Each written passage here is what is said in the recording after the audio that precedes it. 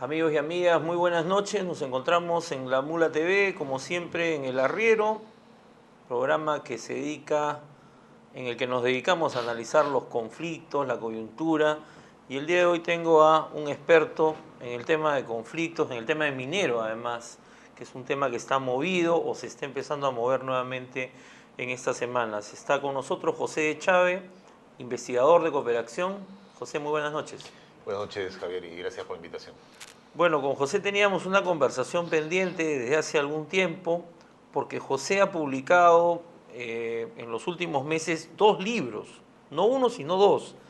Más allá de Conga, publicado con Alejandro Díez, una publicación de cooperación, propuesta, la Red G, no sé si me olvido de alguien más, y recientemente el libro Doe Ram versus Perú, Lecciones de una demanda injusta, que es coescrito con Emma Gómez.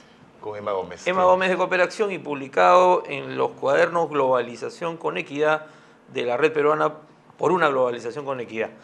Entonces vamos a hablar sobre estos temas, pero antes de entrar a casos específicos, quería preguntarte, José, ¿cómo ves el escenario minero vinculado a esta actividad luego de un conjunto de cambios normativos que se están dando en estos días, porque todavía no terminan, ¿no? En esto que se ha dado a llamar el paquete pro inversión y para destrabar la inversión. Así, sí, además que se ha anunciado como un primer paquete, ¿no? Se anuncian algunas otras medidas que van a seguir. A ver, yo sí creo que hay una correlación un poco directa entre lo que es el anuncio de las medidas y esta suerte de reactivación de algunos conflictos que, para utilizar la terminología de la Defensoría, estaban como conflictos latentes y que están pasando a ser conflictos nuevamente activos. El caso de Congo es un buen ejemplo de eso. Si uno revisa la información de la Defensoría digamos, en el último semestre, yo diría en el último año, había habido un descenso del número de conflictos. Sin embargo, en las últimas semanas, yo diría en los últimos meses, algunos conflictos que estaban durmiendo, tipo Río Blanco en Piura, ha habido una movilización en Ayabaca y Huancabamba. En Apurímac tenemos movilizaciones en Andahuaylas, en el caso de Aymaraes, en Cotabambas también. Apurímac está pasando a ser la segunda región con mayor número de conflictos. Que son escenarios donde no son nuevos conflictos necesariamente. No son necesariamente nuevos conflictos, sino que vuelven a activarse. En algunos casos se están reactivando. Son conflictos además que tienen, digamos, orígenes distintos. En algunos casos uno podría decir que hay conflictos que bajan bajo este esquema de resistencia y rechazo a la minería.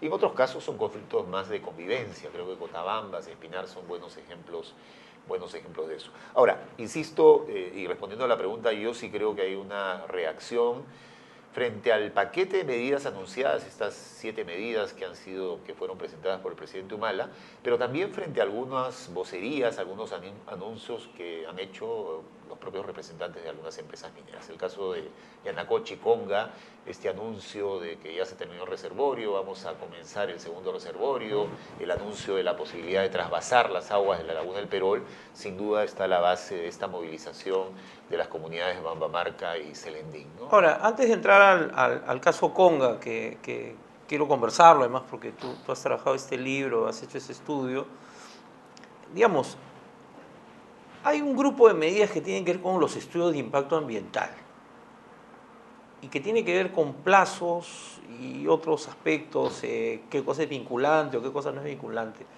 Pero se suponía que la gran reforma para legitimar los estudios de impacto ambiental era el SENACE. ¿Y qué pasó entonces? ¿Cómo evalúas tú esto? Porque bueno, el SENACE no opera todavía.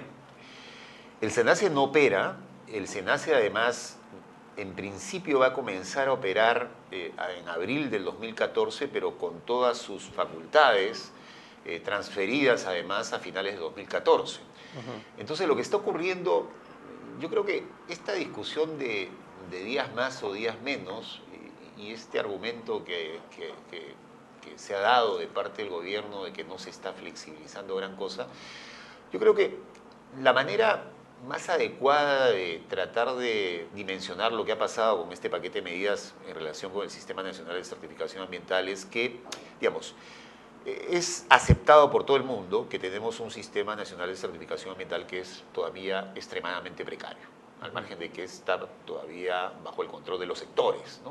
Todavía nuestra gestión ambiental es profundamente sectorial. Eso tiene que cambiar. Eso sin duda tiene que cambiar. La expectativa era que esto iba a comenzar a cambiar con el SENACE, pero insisto, el SENACE va a terminar de operar de manera completa y articulada a finales de 2014. Entonces, esta medida está ejerciendo una presión enorme sobre el actual mecanismo, que está en las direcciones generales de los ministerios, y a ese mecanismo se le está dando una presión, que es un mecanismo de una estructura tremendamente precaria, y además con esta amenaza de sanción, que esa también es una de las grandes novedades a los funcionarios si es que no actúan de acuerdo a lo que la norma dice, cosa que antes no existía. Entonces, la presión se está dando sobre este sistema que es tremendamente precario y que sin duda no va a aguantar y no va a producir evaluaciones ambientales de calidad, ¿no? Ahora, pero esta presión, un poco lo que me estás diciendo es, bueno, tendremos un mecanismo que funcionará, Que esperemos de acá a 1 año y medio, pero antes parece que se han decidido a que hay que sacar la mayor cantidad de proyectos, ¿eso es lo que estás diciendo? Sin duda alguna, ¿no? Sin duda alguna, ese es el objetivo. Y además, no es un objetivo nuevo, ¿no? Ya ocurrió con el gobierno de García. No hay que olvidarnos que el último año de García, en el 2010, que fue el año que además se aprobó Conga, se aprobaron alrededor de 252 estudios de impacto ambiental. Entonces uno dice, la Dirección General de Asuntos Ambientales con 15, 16, 17 funcionarios aprobando más de 200 estudios de impacto ambiental. El estudio de impacto ambiental de Conga tenía más de 20.000 páginas. No cuadra, hay algo que ahí no Y ahora cuadra. lo tiene que hacer en menos tiempo, además. Y el resultado es que evidentemente la presión produce autorizaciones, aprobaciones de estudios de impacto ambiental o que no tienen la calidad de vida, o que no responden sin duda alguna a la necesidad de una evaluación rigurosa, ¿no? Ahora, José, dejando de lado estos procedimientos, estos ajustes, ¿no? Y tú mencionabas, hay una serie de mensajes además, y hay un actor acá que es central, que es el ministro Jorge Merino. O sea, ¿tú crees que el ministro Jorge Merino es un factor que todavía contribuye a que o sea, su acción va a permitir que la inversión, ahí donde la gente la acepta, avance? ¿O esta presión va a terminar generando más conflictos y puede terminar siendo un boomerang? O sea, ¿cómo ves tú? Porque Merino ha dicho, no sé si lo has escuchado, pero ha dicho sobre Conga, ni la ANA ni ninguna institución puede poner traba a un proyecto tan importante como Conga, una cosa así, ¿no?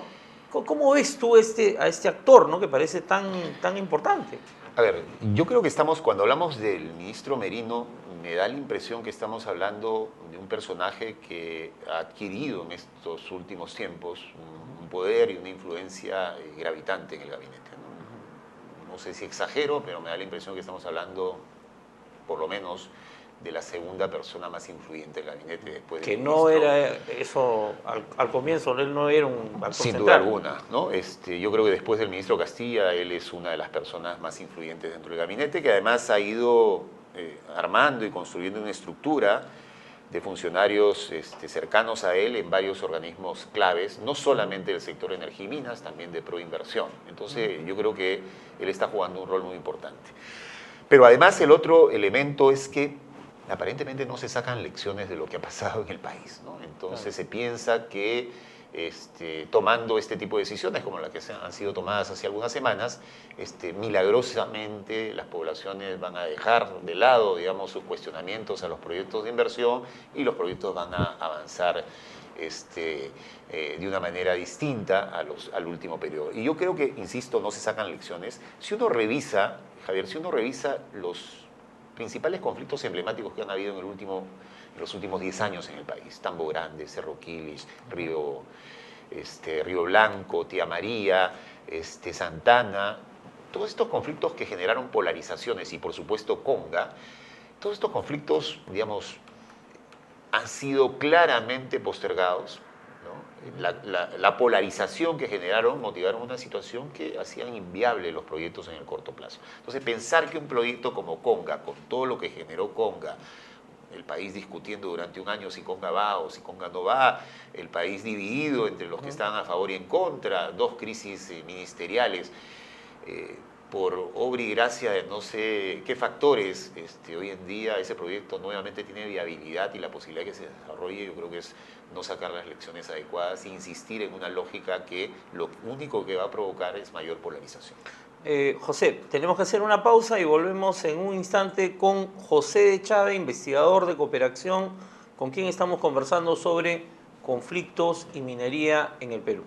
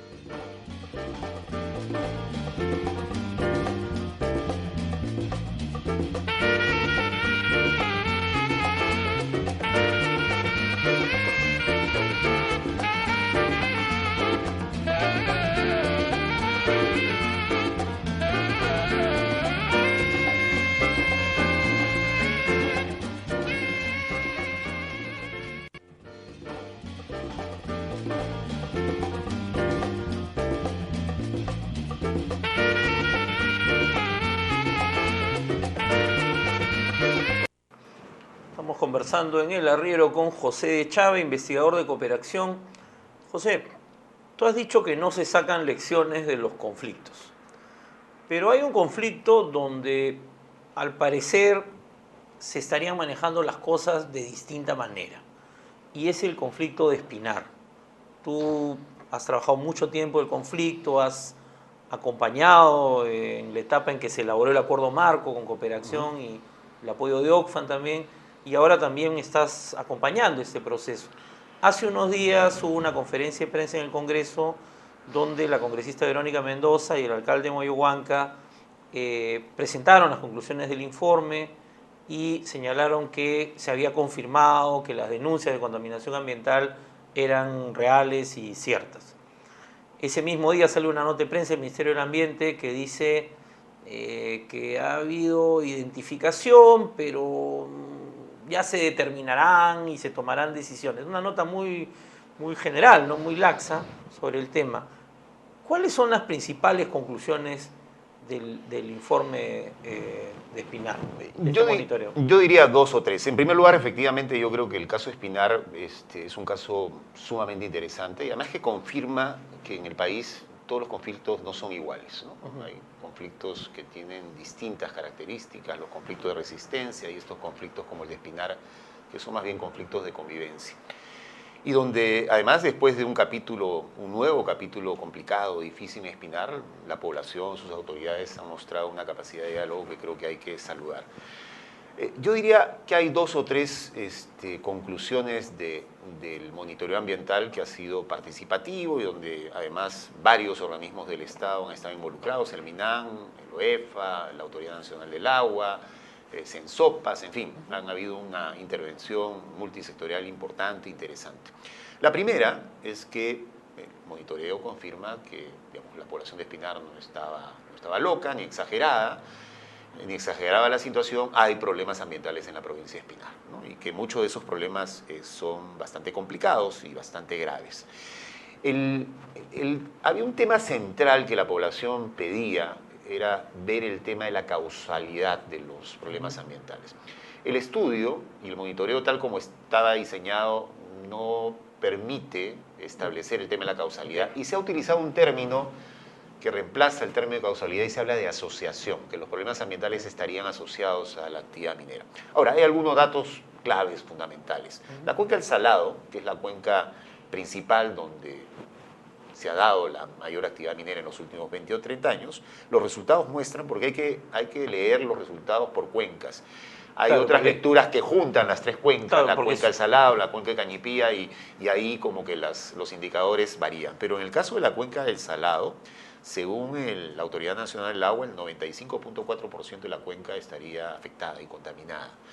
En el caso de Lana habla de 57. Ahí dos organismos del Estado no coinciden No han llegado a un coinciden con la consenso. cifra. Pero los dos datos muestran indicadores bastante preocupantes. Ahora, pero hay quienes dicen que esto tiene que ver con la presencia de los metales. Esto, o sea, va a seguir siendo una discusión si no se estableció esa causalidad. ¿Qué es lo que hay que hacer entonces? Bueno, en primer lugar tenemos un primer dato de la realidad que a partir de ese monitoreo, yo creo hay que contaminación. hay contaminación. Okay. Algunos dicen que por cuestiones geológicas, cuestiones naturales, esa contaminación está presente por esas razones. Y el propio estudio también muestra una asociación con la actividad minera, porque, digamos, aguas arriba de la operación minera, los indicadores muestran un parámetro, digamos, aceptable, y aguas abajo no de la es que hay operación un minera cambio... se disparan. Entonces, digamos, hay datos concretos, objetivos que muestran. Pero además yo creo que hay pautas para ver qué pasos se pueden seguir dando para establecer con mayor criterio, digamos, los niveles de causalidad. Pero además de eso, yo creo que hay las mejores condiciones para que todos los actores, organizaciones sociales de Espinar, las autoridades de Espinar, las autoridades nacionales que se han comprometido con este proceso, además liderados por el Ministerio del Ambiente, que creo que ya ha jugado un rol importante, y la propia empresa, digamos, den los pasos posteriores para ir construyendo, digamos, relaciones de confianza, ir encontrando las soluciones a los problemas ambientales que objetivamente existen, ¿no? Ahora, ¿esto implica crear un sistema permanente de monitoreo? ¿Tú sientes que hay la voluntad de que esto se implemente? Yo creo que, digamos, el resultado más importante de este año de trabajo en este espacio de diálogo es que todos los actores, organizaciones sociales, Municipalidad de Espinar, Municipalidad Provincial, Gobierno Regional, el MINAN y otros organismos del Estado peruano y la propia empresa, yo creo que han apostado por que este proceso dé resultados y abra un contexto difícil, ¿no? Ahora, hay otra dimensión del conflicto Espinar que es la negociación del aporte de la empresa, Así de es. Strata, bueno, hace ya 2003. 2003, ¿no? Sí. Una década se firmó este acuerdo marco que entregaba el 3% de las utilidades. Justamente cuando hubo el conflicto se hablaban de cifras de 30% y se golpeó mucho ahí a la dirigencia y al alcalde por plantear esta agenda que era un exceso, en fin. ¿Cuál es el estado de las negociaciones? Bueno, el proceso ha permitido acercar posiciones y encontrar algunos puntos más razonables de equilibrio entre las distintas expectativas que tienen los actores. Ahora se está hablando, ya no se está hablando de un 30%, se está hablando de la posibilidad que el aporte del 3% pase a ser del 5, del 6%. Ahí la discusión que se está dando si es porcentaje o si es monto fijo, siguiendo un poco la pauta de la negociación que hubo en Moquegua, alrededor del caso Quellaveco, ¿no? Entonces, lo que se está debatiendo en estos momentos es si es monto fijo o si es porcentaje, pero cuando se habla de porcentaje se está hablando ya de un 5%, es decir, un pequeño salto de lo que ya había sido el convenio marco, que en su momento además fue, hay que recordar, un convenio innovador. Fue la primera vez que una empresa tomó la decisión, después de una negociación con la población, de hacer un aporte del 3% de las utilidades. Ahora, José, todos sabemos que hay un proceso de venta del proyecto Las Bambas, que es un proyecto que está asociado, bueno, aparte de propiedad de Strata, al proyecto Antapacay, de Tintay Antapacay. Y eso ha generado también una preocupación, ¿no? O sea, ¿qué pasaría si se vende Las Bambas? ¿Qué podría pasar? ¿También se va a vender Antapacay? ¿Cuál es el escenario? ¿Hay alguna claridad en el horizonte? Hay algunas pistas que creo yo son bastante serias, ¿no? La primera es que ha habido un proceso de fusión entre Strata y Glencore, y ese proceso de fusión tenía que tener el aval de varios países, de Sudáfrica, de Australia, de la Unión Europea, y el último gran aval, siempre se dice que negociar con los chinos es difícil, era de la República China. Y los chinos han puesto como condición que este nuevo consorcio, Glencore y Strata, vendan alguna de sus minas, y se ha hablado sobre todo del caso de Las Bambas. Entonces, forma parte del acuerdo la venta posible de Las Bambas. Hasta el momento se ha hablado exclusivamente de Las Bambas y supuestamente se vendería a una empresa china, se habla mucho de Chinalco. Pero las Bambas está muy relacionada con Espinar y con Antapacay. No hay que olvidarnos que el proyecto de las Bambas va a estar unido a Espinar y al proyecto de Antapacay por un mineroducto que atraviesa Cotabambas, la provincia de Chumbivilcas y Espinar, y de ahí se va a Matarani. Entonces, si bien todavía no se ha hablado de manera específica de Antapacay, pero todo indica que si se compra las Bambas, si hay una empresa que compra las Bambas, seguramente va a terminar comprando el proyecto Antapacay. Antapacay, como ocurrió con Extrata, no hay que olvidarnos que Extrata compró primero las Bambas, ganó la opción de compra, y después de eso compró el proyecto de Tintaya, ¿no? Y en estas negociaciones del acuerdo, bueno, ¿se ha hablado ya de esto con la empresa? Porque BHP puso, perdón, BHP puso como condición cuando vendió Extrata, cuando vendió Tintaya, que se mantuviera el acuerdo. Que se respete el acuerdo, ¿no? Efectivamente, fue una de las condiciones que le puso a los posibles. Tendría que ocurrir algo así, porque si no surgiría otro... Sin duda el tema ha aparecido y genera algún tipo de inquietudes. Además, digamos, las empresas chinas siempre están precedidas, digamos, de una imagen que no es muy favorable en términos sociales y ambientales. Pero evidentemente yo creo que este tema está puesto en la negociación y seguramente uno de los pedidos va a ser que el convenio que finalmente se pueda firmar, ojalá que se pueda lograr el acuerdo final en pocas semanas, sea respetado por el nuevo operador si es que finalmente hay un nuevo operador. O sea que digamos que no se espera un nuevo estallido en Espinar, porque a veces en algunos medios dicen va a haber protestas. Hace poco que se cumplió un aniversario más de siempre, ¿no? Efectivamente, iba a señalar eso, ¿no? Siempre hay un termómetro una vez al año en Espinar de cómo está la situación, que es el 21 de mayo, que se celebra el Día de la Dignidad de Espinar, que se conmemora la primera toma de la mina en 1990. Todos los estallidos sociales siempre han girado en torno a esa fecha. Bueno, ya pasamos el 21 de mayo y lo que se ve es todavía una apuesta. No pasó nada, hubo una marcha pacífica, como siempre ocurre. Y yo creo que la apuesta sigue siendo por, digamos, procesar las diferencias por vías institucionales pacíficas y de diálogo, ¿no? José, te voy a pedir que te quedes unos minutos más, vamos a hacer un corte, porque quiero hablar de Doberran versus Perú. Es un tema que a veces nos olvidamos, pero hay un litigio y este libro habla sobre eso. Volvemos en un instante con José Chávez en El Arriero.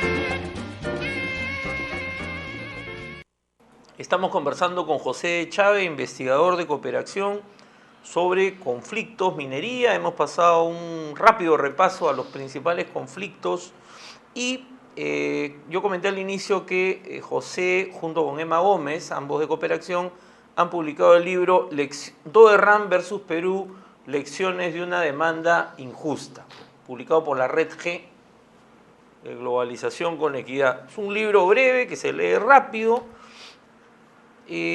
Para ubicar al público, todo el mundo conoce a Doberran y creo que todo el mundo detesta a Doberran, ¿no? Creo que no sé, compite con Yanacocha, pero creo que Doberran se lleva todas las palmas. ¿Cuál es el estado de este litigio? ¿En qué momento estamos? Bueno, lo primero es que hace aproximadamente año y medio la empresa formalizó la demanda contra el Estado peruano. Es una demanda por $800 millones.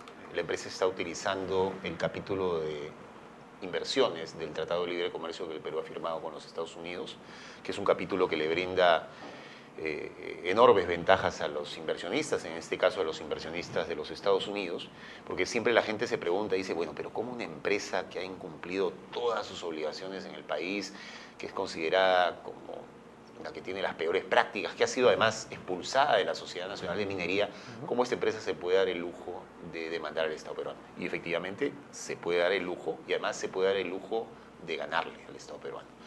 La empresa está señalando que en el Perú sus actividades, sus activos, están amenazados por una posible expropiación. Están utilizando un mecanismo que en los TLC se llama expropiación indirecta. Es decir, cualquier medida que el Estado peruano, en este caso el Estado peruano, puede afectar las expectativas de ganancia futura de la empresa. Y la empresa está utilizando otro argumento, está diciendo que en el caso peruano ha recibido un trato injusto e inequitativo. ¿Y en qué se sostiene esa afirmación? Ellos sostienen, esta segunda afirmación la sostienen en el sentido que el PAMA, el Programa de Inversiones Ambientales, tenía una parte que era obligación de ellos y tenía otra parte que era obligación del Estado peruano, y que el Estado peruano no ha cumplido. Entonces, si el Estado peruano no ha cumplido, ¿por qué a ellos los obligan y les exigen que cumplan? Entonces, lo que muestra esta demanda, que repito es por un monto considerable, que podría ser mucho mayor por daños y perjuicios, es que, sin duda alguna, los mecanismos que brindan este tipo de acuerdos, que tienen estos capítulos de protección a las inversiones, están siendo muy utilizados. Simplemente un dato. El Estado peruano, desde el 2006, que firmó el primer TLC, el Perú ya ha firmado alrededor de 9 tratados de libre comercio y alrededor de 30 tratados bilaterales de inversión, que equivalen más o menos a lo mismo, está siendo demandado actualmente por alrededor de 5.800 millones de dólares. Por diferentes empresas en diferentes rubros. Convial, esta empresa del Callao, de esta famosa vía expresa del Callao, es una de ellas. La de Curi, la del peaje de Curi, ¿no? Efectivamente, la de Curi. En total tenemos casi 6.000 millones de dólares en demandas. Una de esas demandas es la de Dorran, ¿no? Ahora, ¿y el Estado peruano está teniendo una buena defensa en este proceso? Ese es otro dato interesante, porque además no solamente es el peligro de pagar millonarias y multimillonarias demandas, sino que el Estado peruano tiene que hacer un gasto en defensa. Exacto. Tiene que contratar a los mejores estudios que están acostumbrados a litigar en estas instancias, en estos procesos arbitrales.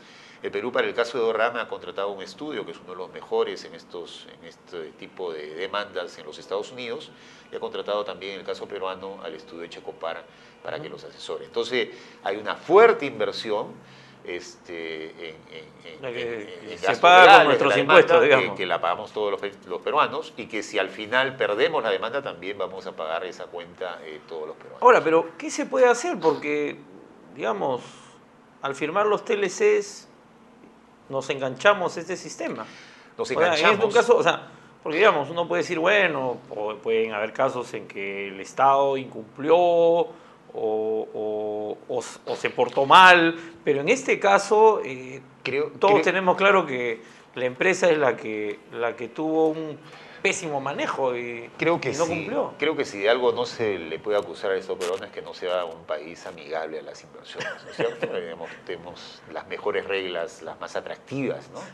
Y acá tenemos una empresa, digamos, que tiene los peores estándares en el Perú y en otros países y en los mismos Estados Unidos. Entonces, ¿qué podemos hacer? Yo creo que en primer lugar hay que comenzar a sacar lecciones. Estas reglas, este tipo de mecanismos ya están siendo seriamente cuestionados en varias partes del mundo. Un país que es uno de los principales países que recibe inversiones, sobre todo en industrias extractivas, que dicho sea de paso, las mayores demandas tienen que ver con industrias extractivas. Ahorita Ecuador ha pagado la indemnización más alta, más de cerca de 2.000 millones de dólares, una empresa petrolera. Hay países como Australia, por ejemplo, que no están aceptando estas reglas de juego, no aceptan los procesos de arbitraje. Cada vez hay un mayor cuestionamiento y propuestas que están planteando. O sea, no es que no se puedan modificar.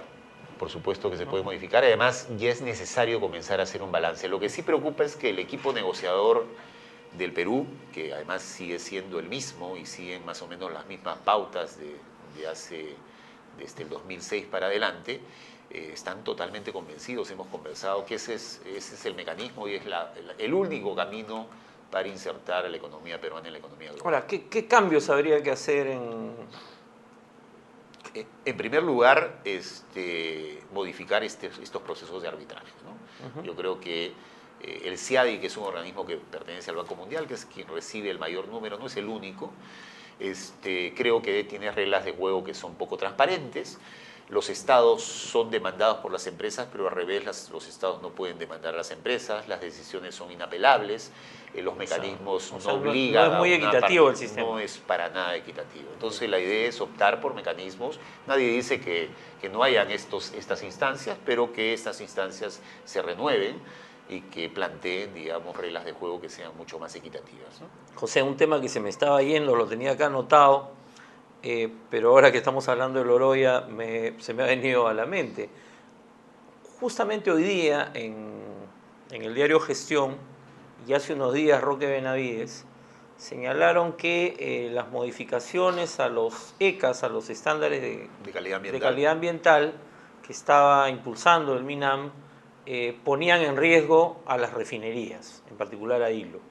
¿Cuál es tu opinión sobre este tema? ¿Esto es real o...? Ponen en riesgo a las refinerías y a los inversionistas que no se quieren adecuar, digamos, a lo que son los mejores estándares internacionales. Así o sea, digamos que el MINAM ha tomado una medida que es correcta. Yo creo que está en lo correcto y hay que respaldar y hay que apoyar. Y además es una apuesta porque el país, que es un país con una importante actividad extractiva y por lo tanto que tiene que tener fundiciones y refinerías, tenga que adecuarse a los mejores estándares internacionales. Son reglas de juego, digamos, estamos en una economía global.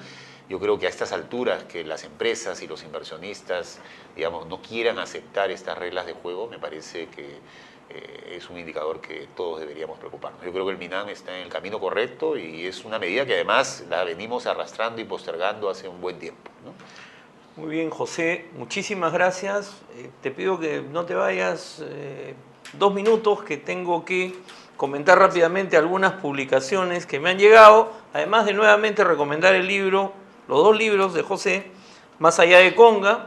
Bueno, tú tuviste una larga conversación acá en La Mula con Jorge Cayó cuando salió el libro, y Doberran versus Perú, lecciones de una demanda injusta, que además están accesibles en internet, me parece. Sí, en la página web de Cooperación. De manera gratuita. Entonces, en la página web de Cooperación están estos 2 libros. Y rápidamente comentarles algunas publicaciones. He recibido esta publicación de SEAS con otras instituciones que están trabajando el tema de minería artesanal, de Víctor Hugo Pachas, Historia de una incertidumbre, hábitat, conflicto y poder en la minería artesanal del oro en el Perú. Un libro que ha sido presentado la semana pasada. Mis amigas de el colectivo Lesbianas Independientes, Feministas, Socialistas, me ha hecho llegar este documento, Presencias y ausencias en el Plan Nacional de Igualdad de Género 2012-2017. Vamos a dedicarle la próxima semana, espero, un programa a todo lo que está pasando en materia de derechos sexuales y reproductivos en el Perú, porque realmente estamos en un tiempo de escándalo. La Asociación SER ha publicado pautas para la identificación, formulación y evaluación social de proyectos de inversión pública medioambiental, un documento importante para funcionarios públicos, y también la revista Cabildo Abierto, que ha llegado a su número 70. Y nos preguntamos qué pasa con la agenda Puno, porque se anunció que venía el primer ministro, que iba a haber un gabinete en Puno y todo el mundo empezaba a hacer listas de obra para pedirle al gobierno, es decir, lo mismo de siempre. Y por último, una publicación preciosa, ecológica, ambiental, que se llama Ecohéroes, la ruta verde de los peruanos del mañana, una publicación del Ministerio del Ambiente. Realmente es un placer revisar este libro sobre un proyecto que se ha hecho en Apurímac para un manejo sostenible de la tierra, en Apurímac, justamente esta región que en este momento está viviendo una enorme presión por los proyectos mineros. Publicación del Ministerio del Medio Ambiente, el agradecimiento por el texto. Bueno, amigos y amigas, eso ha sido todo por hoy y nos vemos el próximo lunes, ¿sí? El lunes en El Arriero, como siempre, con alguna entrevista que espero sea de su interés. Buenas noches.